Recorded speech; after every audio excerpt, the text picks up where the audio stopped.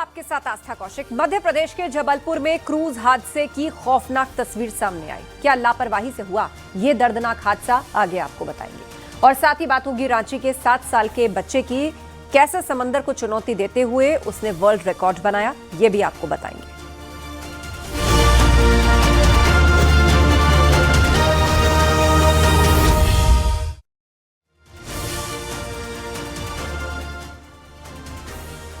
जालौन से एक अजीबोगरीब मामला सामने आया है। यहां दूल्हे ने अपने चाचा को शादी में नहीं बुलाया तो उसके चाचा ने घर के दरवाजे पर ही वेल्डिंग करके ताला जड़ दिया। वहीं इटावा में बारात को बंधक बनाने का आरोप लगा, जहां दुल्हन ने अपने प्रेमी के साथ शादी कर ली।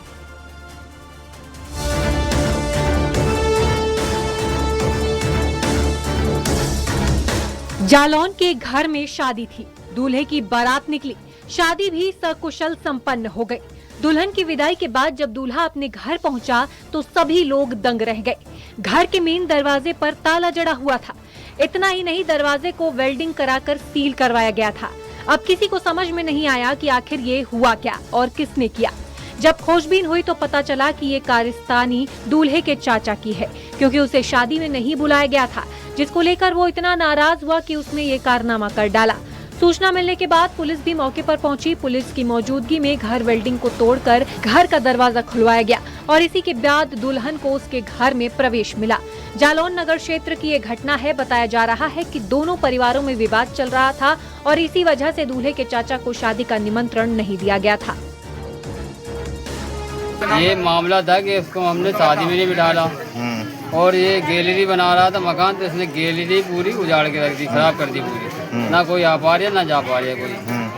तो मुझे कह रहा था हम तुम्हारा शादी नहीं होने देंगे और दायता फैला गली में जीना। किसने किया ये सब? ये मोहम्मद अजहर ने कहा।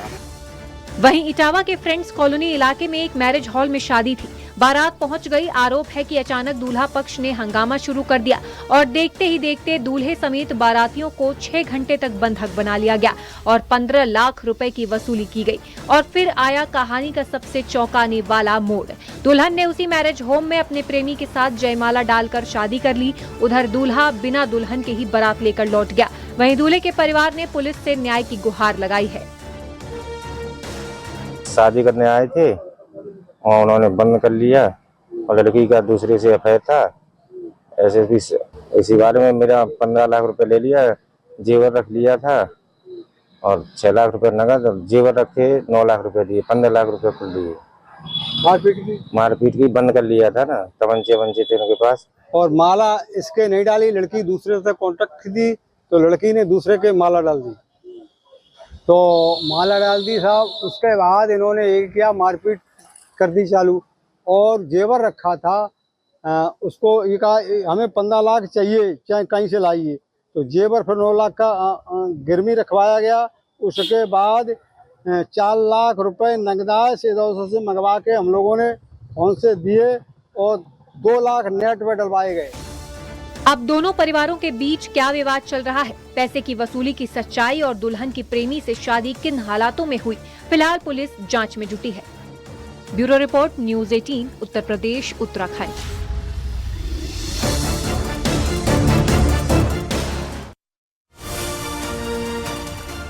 मध्य प्रदेश के जबलपुर में गुरुवार शाम को दर्दनाक हादसे में अब तक 9 लोगों की मौत हो चुकी है। 28 लोगों को बचा लिया गया। वहीं कुछ लोग अब भी लापता हैं। रेस्क्यू ऑपरेशन चल रहा है। क्रूज हादसे पर पीएम मोदी ने दुख जताया, आर्थिक मदद का भी ऐलान किया। वहीं हादसे के पीछे बड़ी लापरवाही भी सामने आई।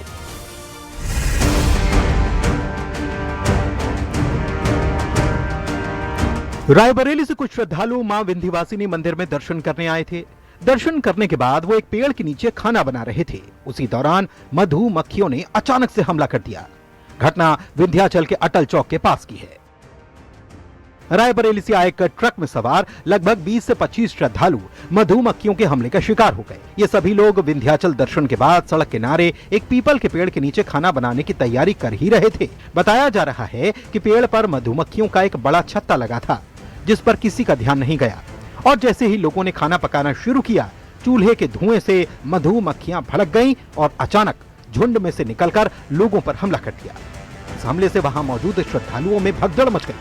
कई लोगों को गंभीर रूप से मधुमक्खियों ने काट लिया, जिसमें से कुछ लोग बेहोश भी हो गए तो कुछ लोग डर की वजह से इधर उधर भागते नजर आए। मधुमक्खियों ने हमला कर दिया। मधुमक्खियों ने कैसे?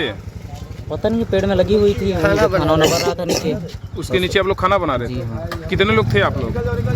20-25 लोग। तो कितने लोगों को काटी है मधुमक्खी? सभी को लगभग काट लिया है, 1-2 तो, बाकी 3-4-5 को तो घायल ही कर दिया।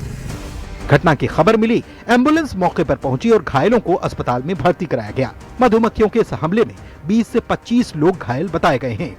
मिर्जापुर से सुमित गर्ग के साथ bureau report, news 18 UP Uttarakhand.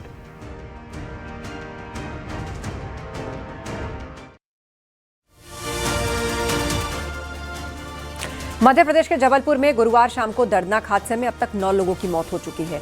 28 लोगों को बचाया गया है, वहीं कुछ लोग अब भी लापता हैं। रेस्क्यू ऑपरेशन चल रहा है। क्रूज हादसे पर प्रधानमंत्री मोदी ने भी दुख जताया।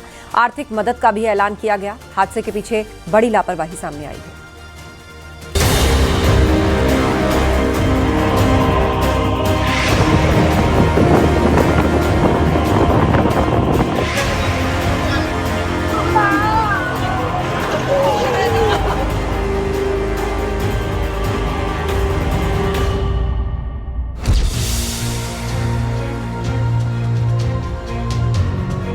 एमपी के जबलपुर में बड़ा हादसा।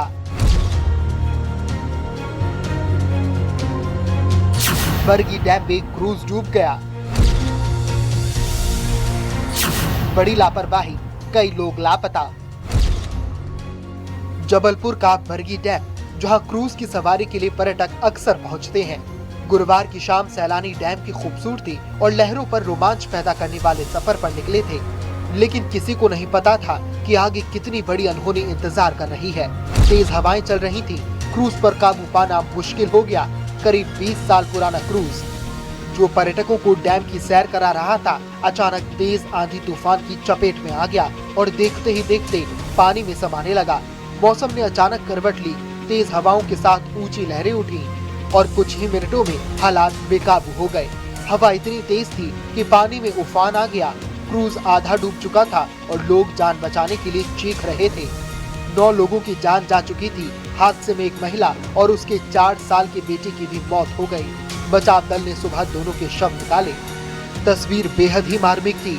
मां ने अपनी लाइफ सेविंग जैकेट के भीतर अपने बेटे को अपने सीने से इतनी मजबूती से पकड़ा था कि मौत भी दोनों को अलग नहीं कर पाई। ये परिवार दिल्ली से घूमने आया था।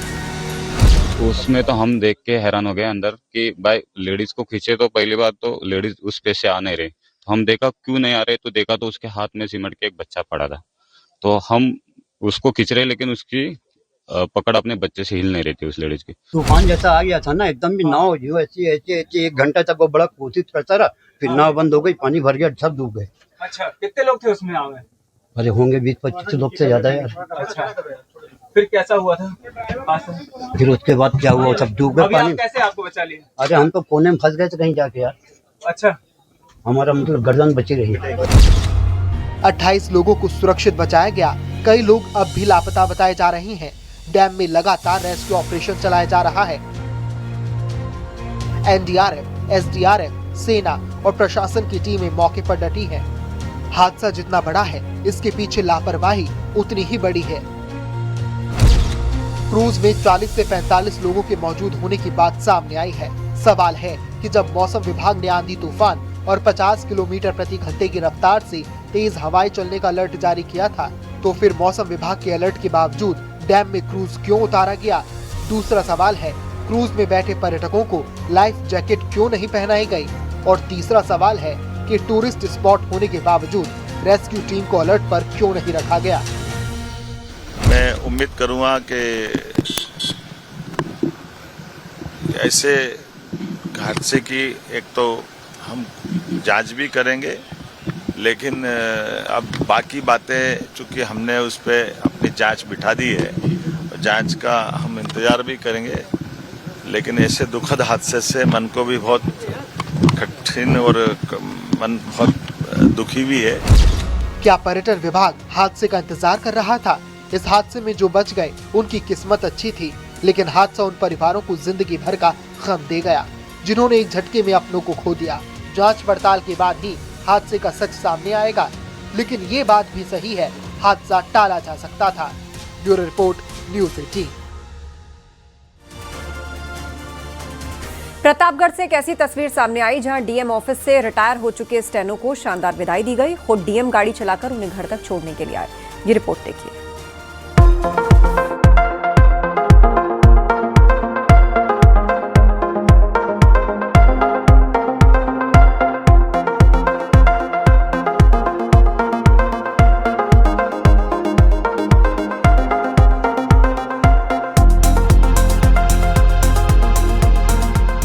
सड़क पर डीएम की गाड़ी दौड़ रही है और गाड़ी कोई कर्मचारी नहीं बल्कि डीएम खुद चला रहे हैं। उनके ठीक बगल में एक शख्स बैठा है जिसके गले में फूलों की मालाएं पहनाई गई हैं। प्रतापगढ़ से एक ऐसी तस्वीर सामने आई है जो प्रशासनिक संवेदनशीलता की मिसाल कायम करने वाली है। जिलाधिकारी शिव सहाय अवस्थी रिटायर हो चुके स्टेनो को सम्मान के साथ अपनी गाड़ी में लेकर आए। घर पहुँचने पर ढोल नगाड़ों के साथ स्वागत हुआ। परिजन और जानने वालों ने फूलों का हार पहनाया। डीएम साहब को साथ में देखकर सबके चेहरे पर चमक आ गई। डीएम कार्यालय में कई सालों तक अपनी सेवाएं देने वाले वरिष्ठ सहायक लिपिक यानी senior assistant clerk Lalmani Pandey 60 साल की आयु में रिटायर हुए। फेयरवेल के मौके पर डीएम, मुख्य विकास अधिकारी समेत तमाम वरिष्ठ अधिकारियों ने स्मृति चिन्ह भेंट कर उन्हें विदाई दी। लालमणि पांडे ने साल 2002 में कनिष्ठ लिपिक के रूप में अपनी सरकारी सेवा की शुरुआत की थी। 14 साल बाद 2016 में वो वरिष्ठ सहायक पद पर पदोन्नत हुए। करीब 9 सालों तक वो जिलाधिकारी कैंप कार्यालय से जुड़े रहे और प्रशासन की कई अहम जिम्मेदारी निभाई। अब सेवानिवृत्त होने का वक्त आया तो उन्हें अपने अधिकारियों से बड़ा सम्मान मिला जिसे वो ताउम्र नहीं भूल पाएंगे। विकास भवन सभागार में उनके रिटायरमेंट के मौके पर विदाई समारोह रखा गया। इस विदाई को यादगार बना दिया डीएम शिव सहाय अवस्थी ने। कार्यक्रम पूरा होने के बाद डीएम ने खुद लालमणि और उनकी पत्नी को अपनी सरकारी गाड़ी में बैठाया। प्रतापगढ़ से आई ये तस्वीरें कर्मचारी के प्रति सम्मान और डीएम की संवेदनशीलता दोनों को दिखा गई। प्रतापगढ़ से रोहित सिंह के साथ bureau report, news 18, UP Uttarakhand.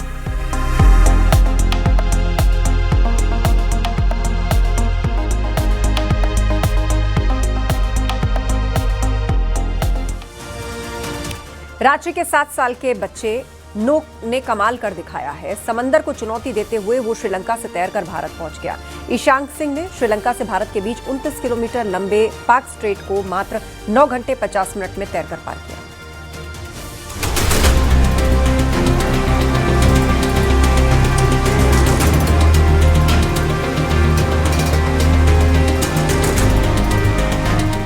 Ranchi के ईशांक का कमाल, समंदर में बनाया वर्ल्ड रिकॉर्ड। श्रीलंका से तैरकर पहुंचा भारत।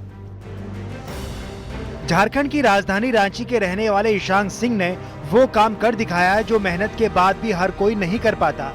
ईशांक ने समंदर को चुनौती देकर सबको हैरान कर दिया। ईशांक सिंह की उम्र महज 7 साल है। ये वो उम्र है जब बच्चा माता पिता के साए में अपना बचपन जीता है, लेकिन इतनी कम उम्र में ऐसा हौसला कि समंदर को ही चैलेंज दे दिया। ईशांक ने वो कर दिखाया जो बड़े बड़े तैराकों के लिए भी आसान नहीं होता।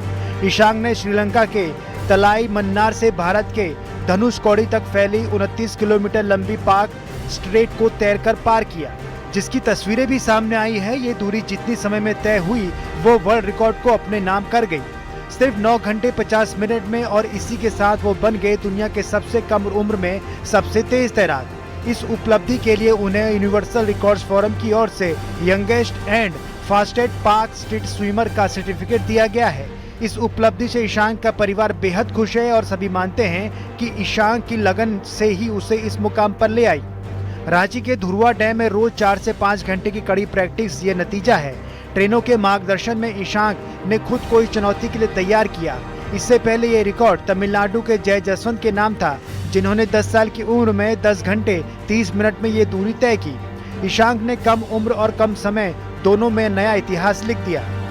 वो अभी तीसरी कक्षा में पढ़ते हैं, जहां उन्होंने किताबों के साथ साथ लहरों के साथ भी दोस्ती कर ली है, जो दूसरे बच्चों के लिए भी एक प्रेरणा है। Bureau report, news 18, UP Uttarakhand.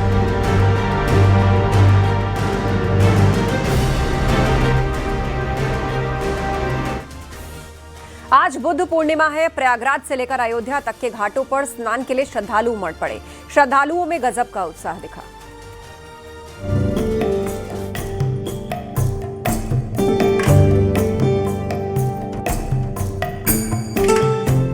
संगम नगरी प्रयागराज में बुद्ध पूर्णिमा के स्नान के पर्व के मौके पर संगम में श्रद्धालुओं का सैलाब उमड़ पड़ा।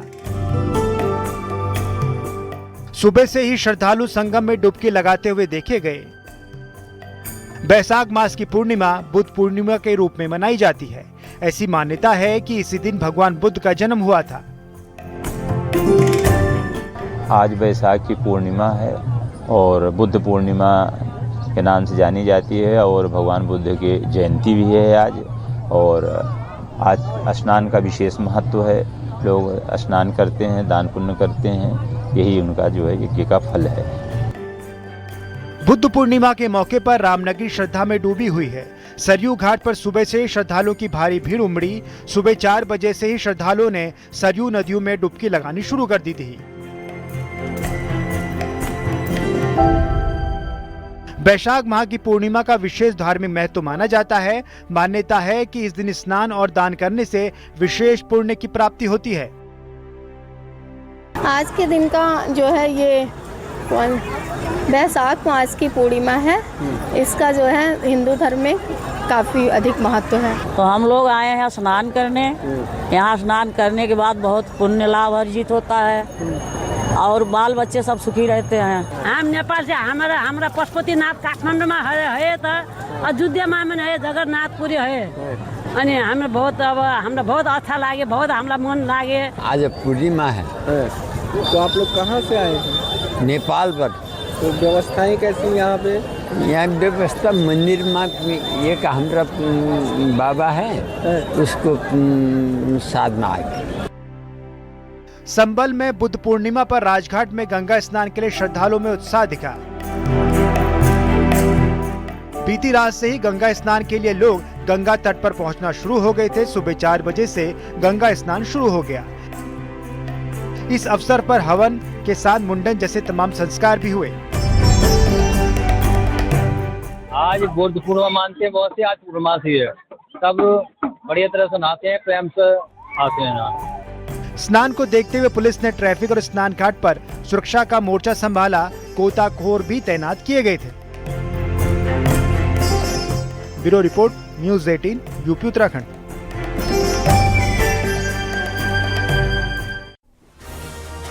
झांसी के मऊरानीपुर से एक हैरान करने वाला मामला सामने आया, जहां 22 साल की एक शादीशुदा अपने से करीब 33 साल बड़े प्रेमी के साथ भाग गई। आरोप है कि महिला घर में लाखों रुपए की नकदी और सोने चांदी के जेवर भी साथ ले गई। पीड़ित पति के मुताबिक किशोरपुरा गांव का प्रधान अक्सर उसके घर आता जाता था और उसी दौरान उसकी पत्नी से नजदीकियां बढ़ गई। 29 अप्रैल की शाम वो प्रधान के साथ घर से भाग गई। आरोप है कि जाते वक्त महिला घर में रखे हुए करीब 2,40,000 रुपए नगद और सोने चांदी के जेवर भी साथ ले गई। पीड़ित ने पुलिस में शिकायत दर्ज कराते हुए आरोपियों के खिलाफ कड़ी कार्रवाई और सामान बरामद करने की मांग की।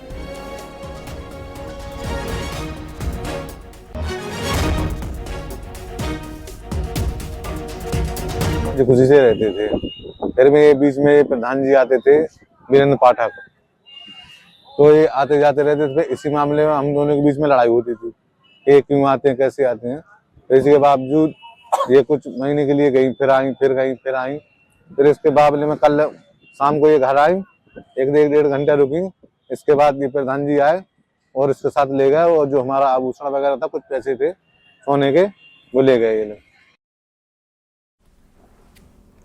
गोंडा में चलती मालगाड़ी अचानक 2 हिस्सों में बंट गई। अयोध्या मनकापुर ट्रैक पर तकनीकी खराबी के चलते इंजन से 10 डब्बे अलग हो गए। इससे कुछ देर के लिए रेल संचालन प्रभावित रहा। गार्ड की सतर्कता से लोको पायलट को सूचना मिली, इमरजेंसी ब्रेक लगाकर बड़ा हादसा टाल गया। करीब 18 मिनट में डब्बों को जोड़कर ट्रेन को रवाना किया गया और मामले की जांच शुरू कर दी गई।